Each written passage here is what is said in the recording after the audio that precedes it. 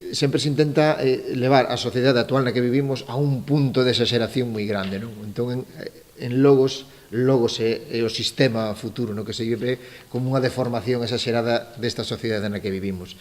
Entón, pois, as persoas están obrigadas a ir con isto sempre pola rúa e a usalo na casa, e a través destes dispositivos, que se chaman logoscos, compran todo, conseguen a comida, consumen todos os produtos audiovisuais, etc. Sen isto non se pode vivir. Isto é unha exageración do que nos pasa agora cos móviles xa, que estamos pendentes da tecnoloxía, está ocupando un papel en nosas vidas cada vez máis grande. Entón, de alguna maneira, o que se fai reflexionar sobre o que está pasando, pero dunha forma cómica exagerada, non? Así é como o propio director da obra, Santiago Cortegoso, nos mete de cheo no argumento de Logos, unha peza teatral baseada nun texto de Anxo Manuel, autor que participa tamén na montaxe, formando parte do elenco de actores xunto a Isa Herrero e Borja Fernández.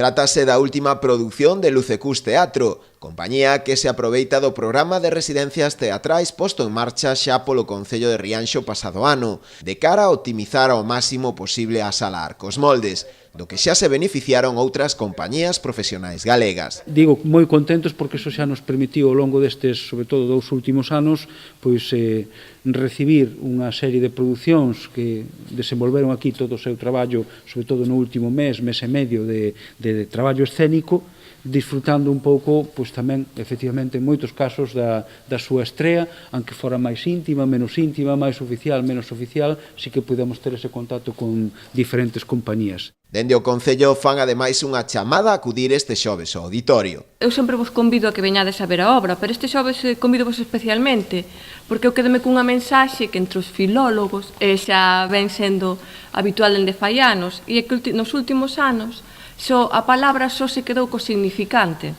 Entón quedámonos na palabra como imaxe, pero non no significado. Eu creo que a obra nos invita a iso, a recuperar os significados das palabras, non só quedarnos no significante, a recuperar a reflexión sobre o discurso. A función de 1h15 de duración está recomendada para maiores de 14 anos.